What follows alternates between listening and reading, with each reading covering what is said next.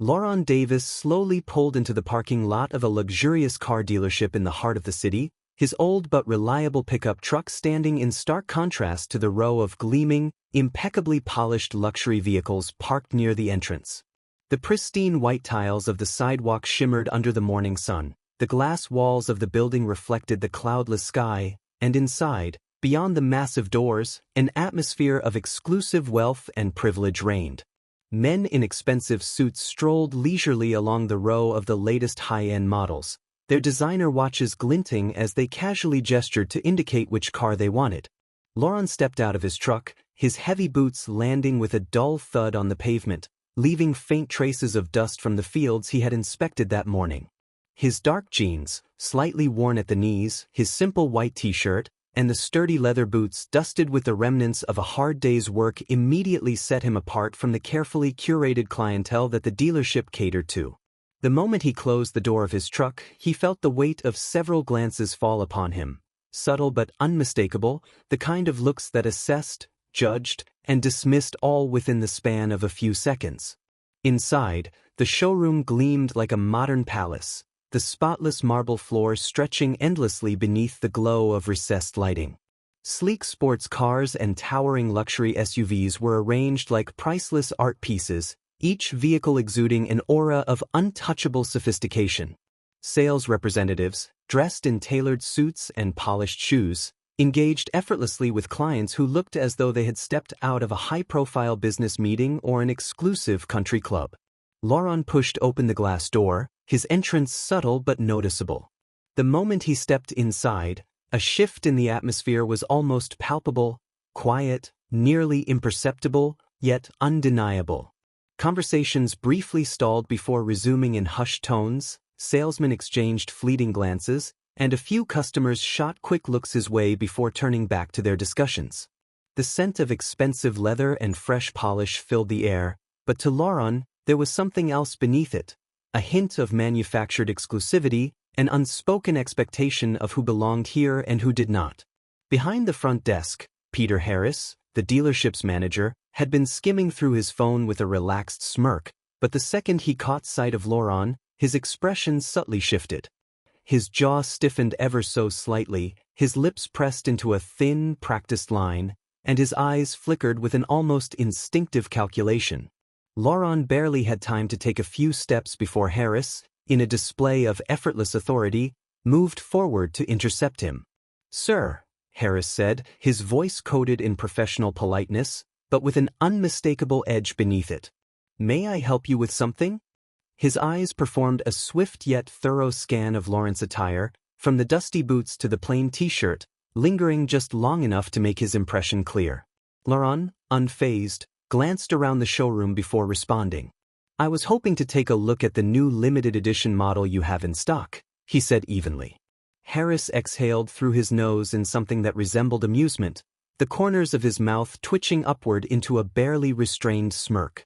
"We don't exactly let just anyone test drive these," he said smoothly, tilting his head in a way that suggested both condescension and finality. Lauren lifted an eyebrow slightly, but before he could respond, Harris continued, folding his arms and shifting his weight onto one polished shoe. "Maybe you'd have better luck at one of the dealerships across town," he added, his tone light but deliberate. "They've got a solid selection of used trucks." The words hung in the air between them, thick with assumption, heavy with the kind of quiet arrogance that came from years of sorting customers into categories. Lauren let the silence stretch for a moment, taking in Harris's demeanor, the way he stood, the way he spoke, the way he had already decided, without knowing a single thing about him, that he didn't belong. Then, just as he was about to speak, the glass doors behind him hissed open, letting in a rush of cool air. A new presence stepped inside, one that Lauren recognized instantly. Jared Brooks, dressed in a sleek navy suit with an effortless confidence that made people step aside without him needing to ask, strode into the dealership. He was a man accustomed to being taken seriously, his polished shoes clicking softly against the marble floor. Harris, however, didn't turn around. His focus remained locked on Lauren, as if making sure he didn't take another step deeper into the showroom.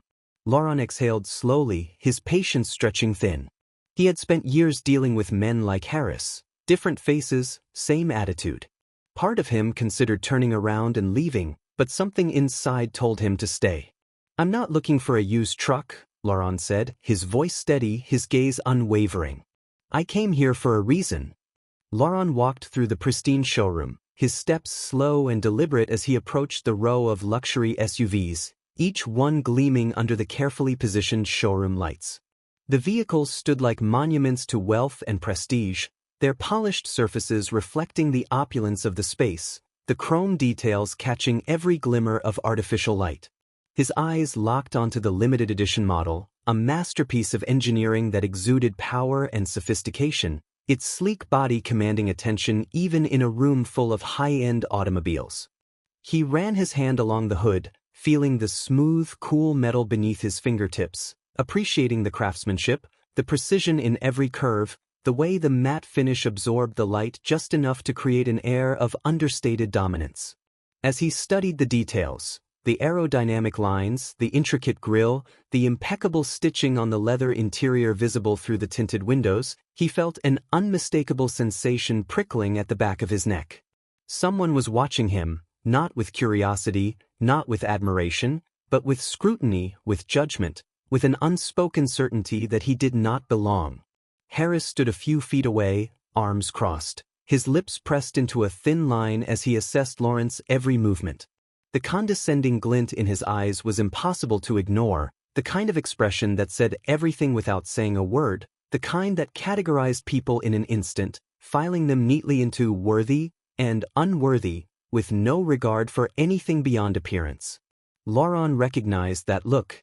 It was the same one he had seen 1,000 times before, in boardrooms, in restaurants, in places where exclusivity was mistaken for excellence, where people like Harris acted as gatekeepers to luxury, deciding who was allowed to indulge and who was merely trespassing.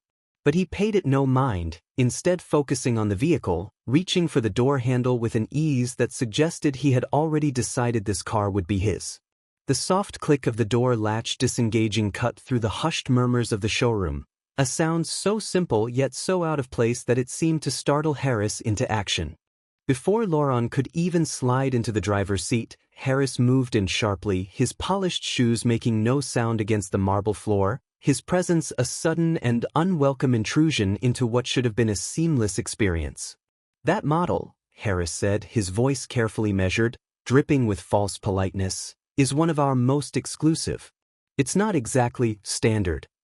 His eyes flickered downward, scanning Laurent's jeans, the scuffed edges of his boots, the hint of dirt still lingering from his morning on the farm. "Perhaps you'd be more comfortable looking at something a bit more practical?" The implication was as clear as the glass walls surrounding them, the suggestion laced with the kind of arrogance that came from years of believing that money only came dressed in tailored suits and Italian leather. Laurent didn't react immediately, letting the words settle between them like dust on an untouched surface, his fingers still resting on the open door, his gaze steady as he turned to meet Harris's expectant stare. "I know exactly how much it costs," Laurent said, his voice even, his expression unreadable, neither defensive nor apologetic, just a statement of fact.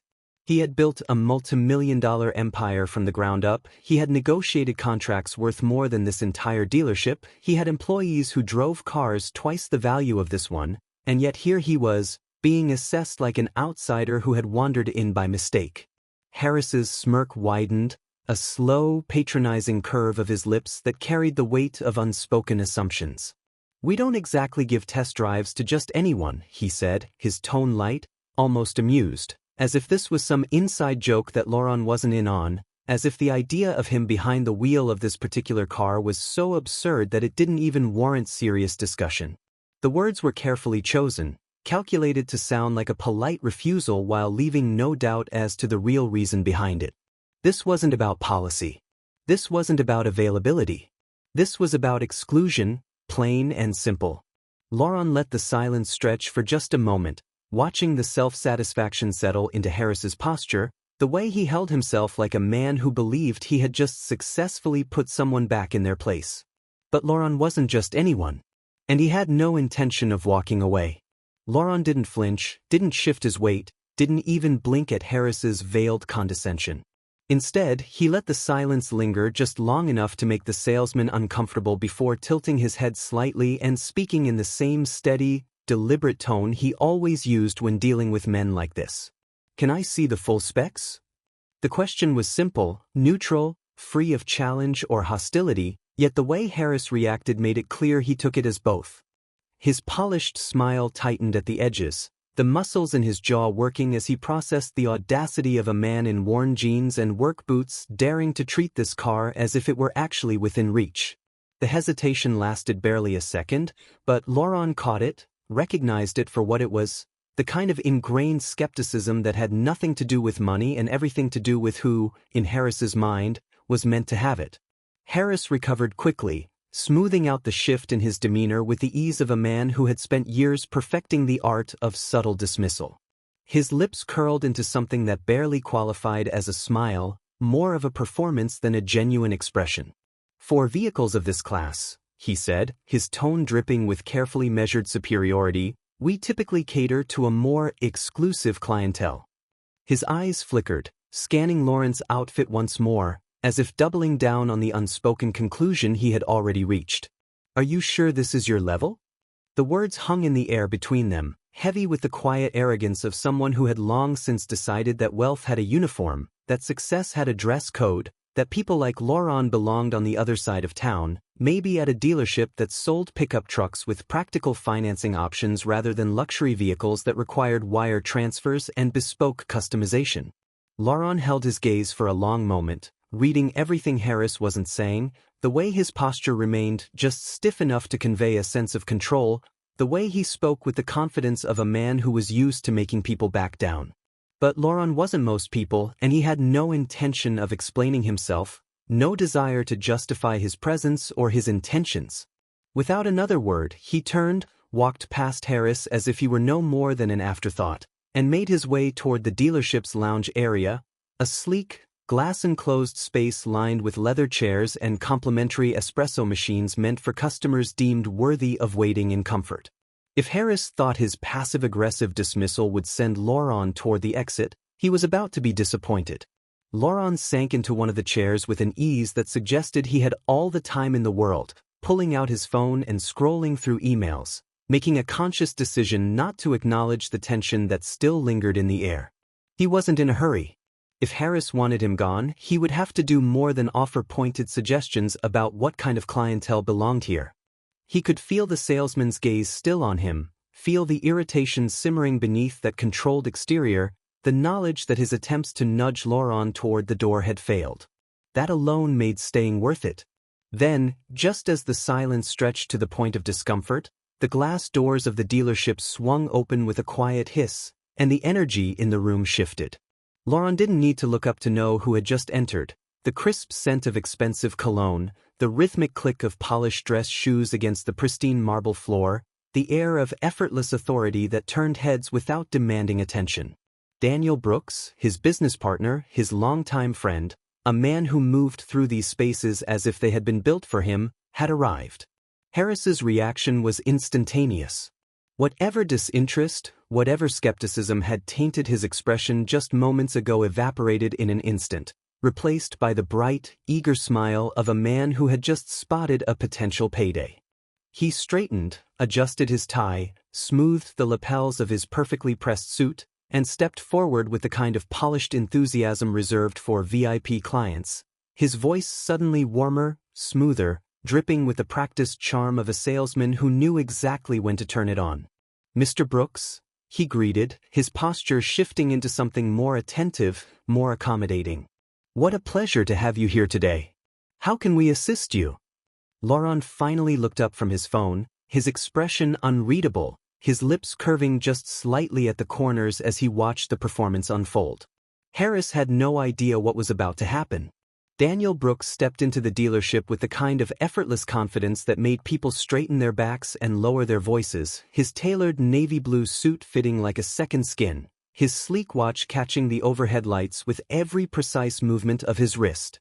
His eyes swept the showroom in a single glance, barely registering the polished chrome and gleaming vehicles before locking onto Laurent, his expression shifting into something between familiarity and amusement as he strode forward without hesitation. He didn't so much as glance at Harris, didn't acknowledge the salesman's sudden burst of enthusiasm, didn't pause to accept the kind of VIP greeting that had just moments ago been so obviously withheld from Laurent. Instead, he crossed the room with the easy stride of a man who belonged anywhere he stepped, stopping directly in front of Laurent and clapping a hand against his shoulder. "Sorry I took so long," he said, his voice carrying just enough weight to slice through the quiet murmur of the showroom, his tone casual, unbothered, the way a man speaks when he knows time bends to his will. "Have you picked one yet?" Harris froze mid-step, the confident sales pitch he had been preparing vanishing so abruptly it might as well have been ripped from his throat, his entire body stiffening as the realization crashed down on him like a sudden, crushing weight. The flicker of recognition, the way his face paled just slightly before he forcibly corrected it, the quick dart of his eyes between Laurent and Daniel, it was the kind of reaction that came from watching the ground drop out from under you just as you were about to take a victorious step forward. This wasn't just a passing acquaintance. This wasn't a casual introduction. This was familiarity, partnership, respect. The kind of dynamic that instantly shattered whatever illusion Harris had constructed in his mind about who Laurent was and why he was here. Laurent took his time, shifting in his seat just slightly, his movements slow and deliberate as he lifted his gaze to meet Harris's, his expression unreadable but edged with something dangerously close to amusement. He could feel the weight of the moment pressing into the space between them, feel the way Harris struggled to recalibrate, to reshape the narrative he had so confidently constructed just minutes ago. He let it stretch just long enough before finally speaking, his voice smooth, measured, each word landing with the precision of a well-placed blade. "You were saying something earlier," Laurent mused, tilting his head slightly, as if trying to recall a conversation that had already lost significance to him. "Something about exclusive clientele?" The words landed like a hammer against glass, shattering whatever control Harris had left over the situation, the unspoken challenge woven so seamlessly into Laurent's calm tone that it took a second for the full weight of it to settle. Around them, the energy in the showroom shifted, subtle but undeniable, the kind of change that rippled outward in quiet waves, reaching every customer, every employee, every person within earshot. The tension thickened, pressing into the space between conversations, forcing a lull in movement, in transactions, in the comfortable hum of business as usual. People were listening now. People were watching. Harris opened his mouth, then closed it again, his throat working as if he were swallowing something bitter and unpleasant, his carefully crafted professionalism faltering under the scrutiny of the moment. His hands twitched at his sides, fingers curling slightly before he forcibly relaxed them, his lips parting in an attempt to salvage what little dignity he had left.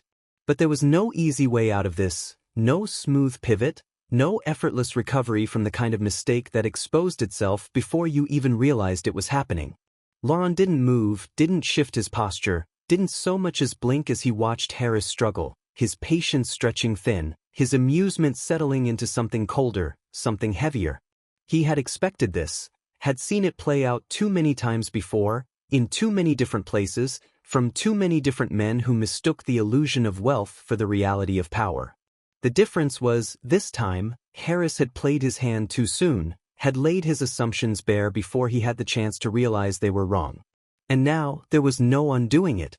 Daniel, for his part, remained silent, his sharp eyes taking in everything, his presence alone serving as a reminder of just how badly Harris had miscalculated.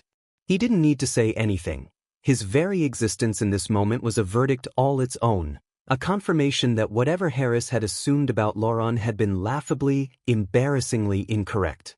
A few feet away, a couple browsing the showroom exchanged glances, their conversation forgotten, their attention subtly shifting toward the scene unfolding before them.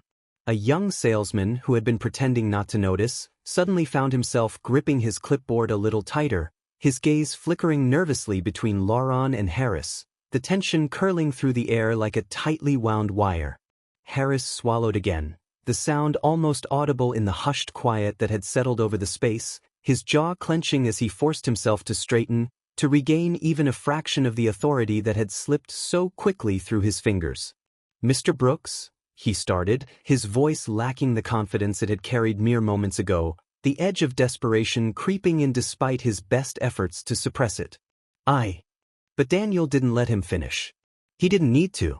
The silence had already done the work for him. Daniel didn't move, didn't blink, didn't shift his weight. His stare locked onto Harris with an intensity that cut through the artificial warmth of the showroom like a blade through silk. His voice, when he finally spoke, was quiet, steady, controlled, yet laced with the unmistakable sharpness of a man who had just witnessed something so absurd that it barely warranted raising his tone. "You just insulted my business partner," he said, each word deliberate, each syllable landing with the precision of a well-placed dagger. "How does that feel?" The question wasn't rhetorical, wasn't empty, wasn't some passing remark meant to be ignored. It hung in the air like a thick fog, settling into the spaces between them, pressing down on Harris with a weight that even he couldn't brush off. Harris opened his mouth, but no sound came out. He closed it again, his throat working, his expression flickering through several failed attempts at damage control, his usually smooth demeanor cracking at the edges. His fingers twitched at his sides, his body rigid, his posture betraying the rapid calculations running through his head, the frantic rewiring of a narrative he had been so sure of just moments ago. The reality was setting in now, cold and unforgiving, seeping into his chest like ice water. Lon wasn't just some man who had wandered in by mistake, wasn't some nobody who had dared to step into a space where he didn't belong. He was a client. He was a serious buyer. He was connected. And Harris had just done the one thing a salesman could never afford to do. He had underestimated the wrong man. Laurent let the silence stretch, watching the panic bloom beneath Harris's carefully constructed mask, watching the beads of sweat begin to form at his temple, watching the unspoken plea take shape in the tightness of his jaw. Then, with the same unshakable calm he had carried from the moment he stepped into this place, he leaned back slightly, his tone conversational, almost amused, as he spoke. "You know," he mused, his voice carrying through the space with effortless clarity, "I was planning to buy 3 vehicles today. 1 for myself. 2 for my company. But now, I'm starting to think I should find a dealership where I won't be judged by my clothes before I even open my mouth." Harris flinched, just slightly, just enough for anyone paying attention to notice, his carefully controlled expression slipping for a fraction of a second before he forced it back into place. He was losing control. No, he had already lost it. And the worst part was, he knew it. His mind scrambled for a solution, for an escape, for anything that could salvage the disaster unfolding in front of him, but before he could even attempt to piece together a response, something shifted at the edge of his vision. A younger salesman, barely in his mid-20s, standing near the reception desk, his phone angled just enough to capture everything. The tension, the words, the power shift happening in real time. He wasn't trying to hide it. If anything, he was making it obvious, his eyes darting between the unfolding scene and the screen in his hands, his movements deliberate, his focus sharp. And just like that, the situation twisted into something even worse than Harris could have anticipated. Social media. The great equalizer. The one force no carefully curated reputation, no meticulously controlled customer experience, no high-end brand image could ever fully protect against. It didn't matter how exclusive the dealership was, didn't matter how high the price tags were, didn't matter how elite their clientele claimed to be. One viral video, one perfectly captured moment of arrogance and prejudice, and suddenly, it wouldn't just be Laurent standing in front of Harris, it would be thousands, millions, the entire internet watching, judging, dissecting, and worst of all, remembering. Harris felt it in his gut before he even turned his head, the slow, creeping dread that slithered into his chest, constricting, suffocating, dragging him down into the kind of panic that no amount of sales training could prepare him for. He swallowed hard, his mouth dry, his hands clammy, the weight of his mistake pressing down on him with the full force of consequences he had never imagined facing. He had spent years navigating this industry, years perfecting the art of persuasion, years mastering the balance between arrogance and charm, but none of it mattered now. He had been exposed. Laurent watched the realization settle in, watched the dawning horror in Harris's eyes as the pieces clicked into place, as he finally finally understood that this wasn't something he could smooth over with a forced smile and a half-hearted apology. This wasn't a mistake he could bury under empty pleasantries. This was something bigger. This was something that would follow him long after today. And Laurent? Laurent wasn't in the business of making things easy for men like Harris. Daniel exhaled sharply, shaking his head, the disappointment in his expression far heavier than anger ever could be. "You played yourself," he muttered, more to himself than anyone else, before shifting his gaze back to Laurent. "Let's go. No point wasting time here." Laurent nodded once, pushing himself to his feet with the kind of effortless authority that spoke louder than anything he could have said. He didn't glance at Harris, didn't offer him a lifeline, didn't give him even the smallest chance to salvage what was left of his pride. He just turned, walked toward the exit, the weight of his decision final, the power entirely his. Harris didn't move, didn't speak, didn't breathe. He couldn't, because he knew he had already lost everything. The video spread like wildfire, the kind of clip that caught fire in the depths of social media and refused to burn out, the kind that people watched, shared, commented on, and dissected with relentless precision. It started small. One post, a handful of retweets, a few sharp words about bias in luxury spaces, but within hours, it had grown into something much bigger, something impossible to contain. The footage was clear, undeniable, damning. The smug condescension in Harris's voice, the dismissal laced into every carefully chosen word, the moment his expression shifted from arrogant confidence to dawning horror as he realized who Laurent truly was. Every detail played on repeat, dissected in threads, reposted with captions dripping in justified outrage, people analyzing every movement, every pause, every flicker of emotion like it was a scene from a movie where the villain had finally met his reckoning. Comments flooded in, a tidal wave of personal stories, of strangers recognizing something painfully familiar in Laurent's experience, of people who had walked into high-end dealerships, boutiques, restaurants, hotels, and felt that same unspoken doubt, that same cold dismissal, that same quiet suggestion that they were in the wrong place, not because they couldn't afford it, but because someone had decided they didn't look the part.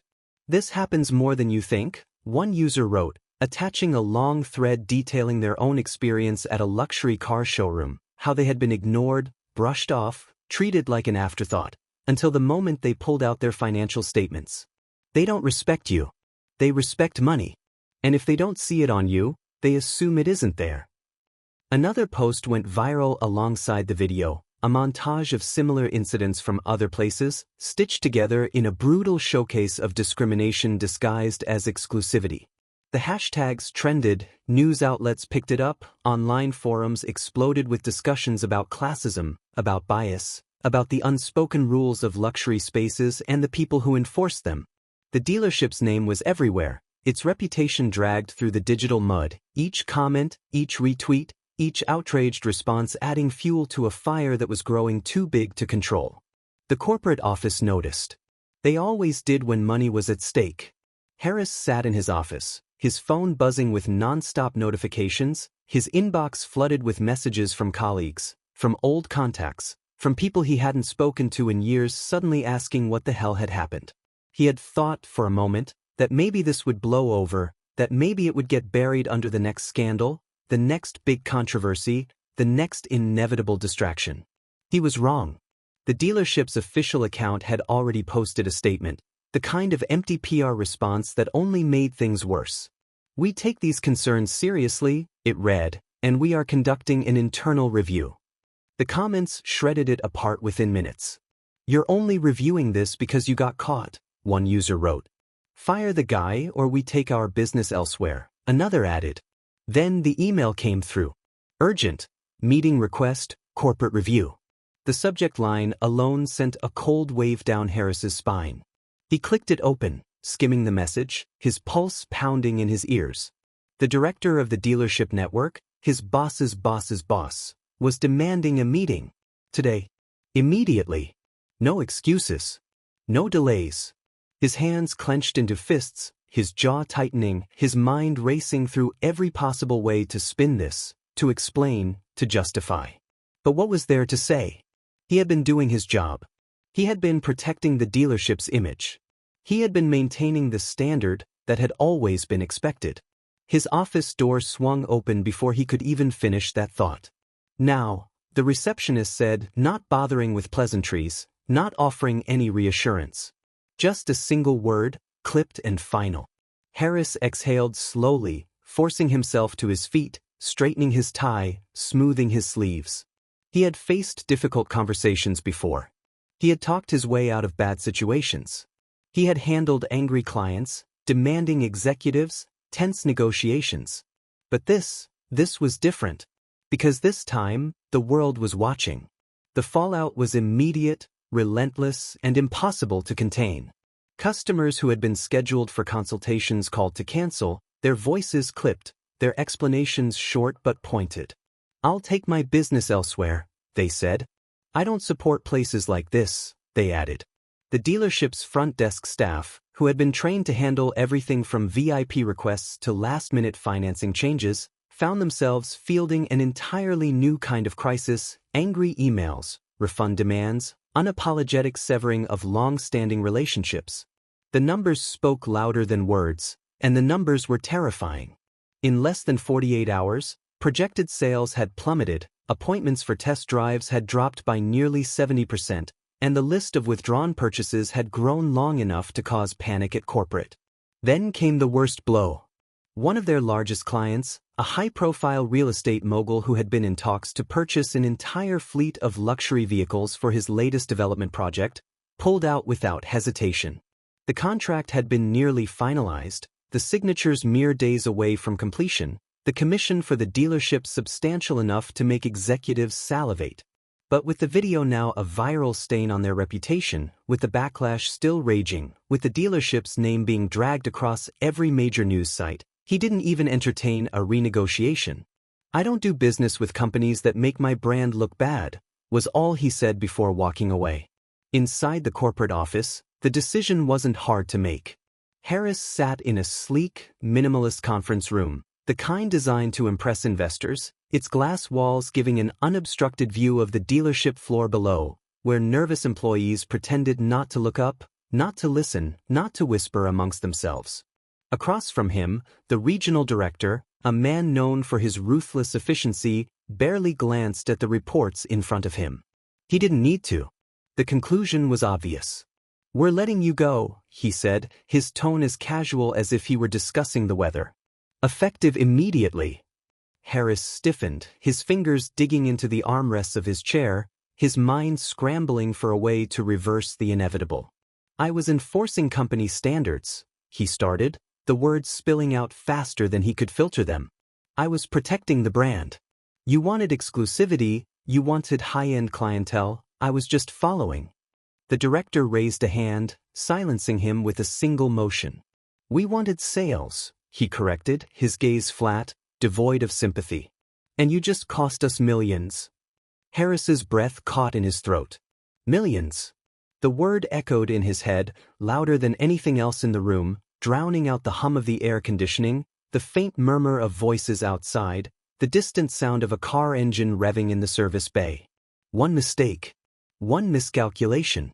One moment of arrogance, and his entire career, the years of climbing the ranks, of learning the nuances of the industry, of crafting an image of authority and control, it was all gone.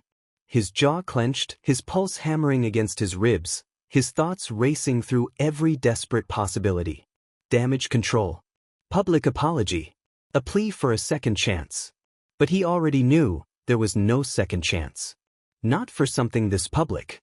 Not for something that had turned the dealership into a symbol of everything wrong with luxury sales. The security team was waiting by the door when he left the conference room, his termination papers in hand, his belongings already packed into a cardboard box as if they had known this was coming before he did. The moment his feet hit the showroom floor, the whispers turned to silence, the employees avoiding his gaze, the customers pretending not to recognize him as the man from the video that had made them rethink where they wanted to spend their money. Meanwhile, across the city, in the quiet corner of an upscale restaurant, Lauren and Daniel sat at a table near the window, their meals untouched, their conversations slow, deliberate, the weight of the past few days still settling between them. The news had broken barely an hour ago. Harris was out. The dealership was scrambling to salvage its reputation, the shift in power now undeniable. Daniel exhaled, shaking his head, his expression caught somewhere between satisfaction and disbelief. "That was faster than I expected," he admitted, stirring his drink absent-mindedly. Laurent leaned back in his chair, watching the city lights reflect off the glass, his face unreadable, his voice calm but certain. "It always happens this way," he said. "People like him think they hold all the power. Until they don't." The email arrived less than 24 hours after Harris's termination, its subject line crisp, formal, carrying the unmistakable weight of a corporation scrambling to repair what was left of its reputation. Laurent skimmed the message once, then again, his lips curving slightly at the predictable desperation woven between the polished lines of corporate diplomacy. The dealership wanted a meeting. Not just with him, but with Daniel as well. They were looking for a way out, a strategy to regain the trust they had lost, a plan to distance themselves from the scandal that had set their brand on fire and left them hemorrhaging customers by the hour. The irony wasn't lost on him. A week ago, they had written him off without a second thought. Now they were asking for his help. Daniel leaned against the polished oak desk in Laurent's office, arms crossed, watching as his friend tapped a thoughtful rhythm against his phone screen. "Let me guess," Daniel said, voice edged with amusement. "They want to make things right." Laurent glanced up, his expression unreadable, his eyes sharp with something Daniel recognized all too well. Not anger, not satisfaction, but calculation. "They want to save themselves," Laurent corrected. "And they think I'm the easiest way to do it." The meeting was set for the next afternoon, held not in the dealership itself but in a sleek, private conference space in their corporate headquarters, neutral ground, a place meant to strip emotion from negotiations and replace it with cold, efficient business. The executives were already seated when Laurent and Daniel arrived, their faces carefully arranged into masks of concern and sincerity, their suits immaculate, their handshakes firm but measured. They spoke in rehearsed tones, in carefully crafted apologies, in vague, meaningless phrases about the importance of inclusion and the unfortunate nature of misunderstandings. Laurent listened without interrupting, his expression impassive, his patience stretching thin as they circled around what they really wanted without ever saying it outright. It wasn't until the CEO, a man who had likely never set foot in one of his own showrooms, finally leaned forward and dropped the act that Laurent found himself even remotely interested.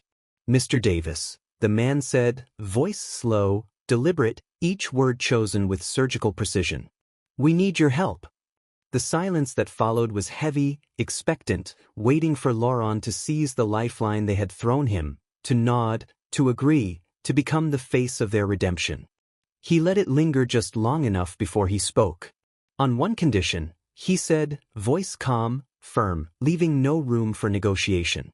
"Mandatory ethics training for all employees. Every location. Every level.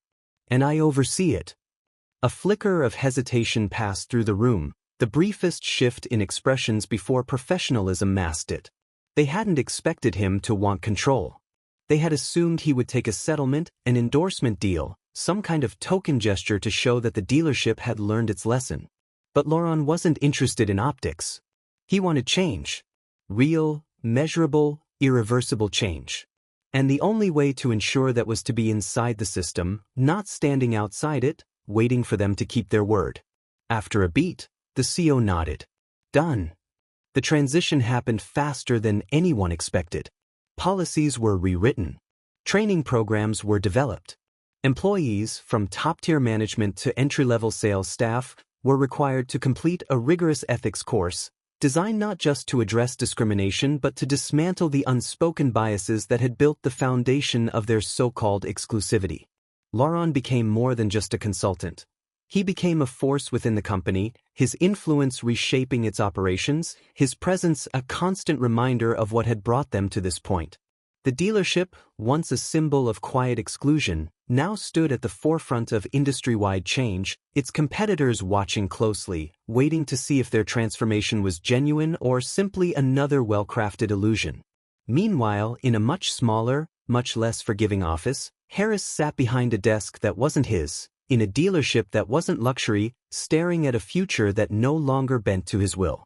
He had been forced to take a job in a mid-tier car lot, the kind that sold practical sedans and family SUVs, the kind that didn't attract high-profile clients or billion-dollar contracts. The fall had been swift, brutal, humiliating.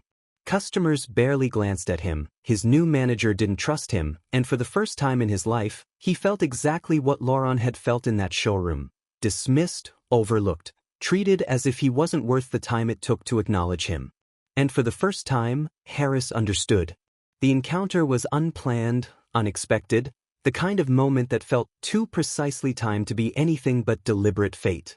It had been a month since the scandal broke, since the dealership imploded under the weight of its own arrogance, since Laurent walked away with more than just a personal victory. He had walked away having reshaped an entire institution, forcing change where it had once been unwelcome. He hadn't thought much about Harris since then, hadn't wondered where he had landed, hadn't wasted energy on imagining the fallout beyond what was necessary. But now, as he stepped into a modest, unremarkable car lot on the other side of town, a place that catered not to the elite but to the everyday buyer, he came face to face with a man he barely recognized. Harris stood behind a cluttered desk, dressed in a shirt that no longer looked freshly pressed, the confident polish of his appearance dulled by exhaustion, by reality, by the weight of lessons he had never planned on learning. The sharp arrogance that had once defined him, the effortless superiority that had carried him through every interaction, was gone. In its place was something unfamiliar, something raw, something unmistakably humbled. His posture had changed, no longer rigid with self-importance but slack with the kind of fatigue that came from a month of trying to rebuild what had collapsed in a matter of days. His eyes flickered up, catching sight of Laurent, and for a moment, everything between them, every unspoken word, every action, every misstep, settled into the air like a presence all its own. Laurent didn't speak first. He didn't need to. Harris swallowed, his throat working against the silence, his hands flexing at his sides as if bracing for impact. When he finally spoke, his voice lacked its usual edge, the smooth confidence replaced with something quieter, something strained. "I was wrong," he said, the words flat, unadorned, carrying the weight of everything that had come before them. "I never thought. I never realized how fast everything could change." His gaze dropped for a second, as if the admission itself was painful, as if forcing the words out stripped away the last remnants of the man he had once been. One mistake. One decision. And now I'm here. Laurent studied him, his expression unreadable, his silence stretching just long enough to make Harris shift on his feet, just long enough for the weight of the moment to press fully into the space between them. Then, finally, Laurent exhaled, shaking his head slightly, the smallest trace of something that might have been pity crossing his face before it vanished. "Respect," he said, his voice calm, measured, deliberate, "isn't about suits or status. It's about how you treat people." Harris flinched. Not visibly, not obviously, but enough that Laurent noticed, enough that it was clear the words hit where they were meant to. The old Harris would have argued, would have deflected, would have smirked and spun the conversation into something that served his ego. But this Harris, the one who had lost everything, the one who had been forced to see the world from a different angle, simply nodded, his jaw tightening, his hands clenching briefly before he forced them to relax. "I get that now," he admitted, the words quieter, the weight behind them heavier. "I really do." There was no grand moment of forgiveness, no extended conversation, no need for further words. Laurent had no interest in gloating, no desire to rub salt into wounds that were already deep enough. He simply gave a small nod, the kind that acknowledged but didn't absolve, the kind that let Harris know that understanding was one thing, but action was another.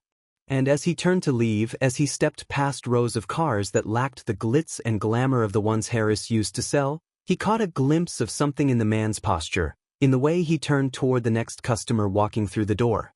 For the first time, Harris didn't assess. He didn't measure.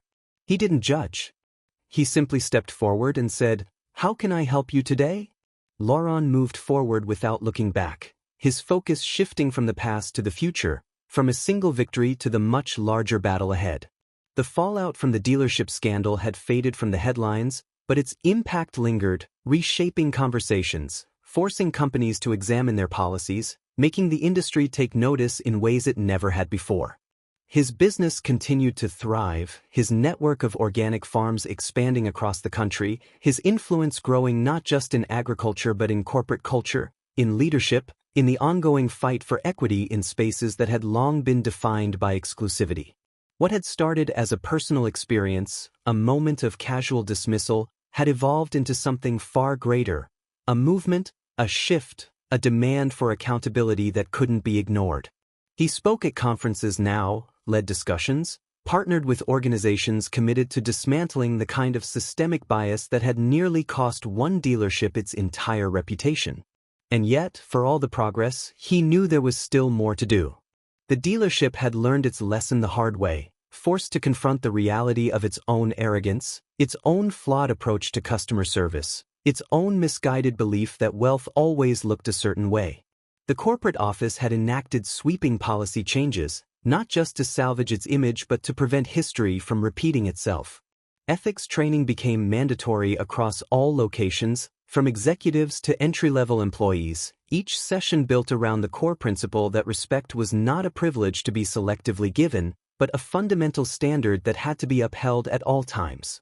Sales teams were retrained, customer engagement protocols rewritten, a new era ushered in where judgment was no longer based on appearances but on service, on professionalism, on the simple yet powerful idea that every client mattered.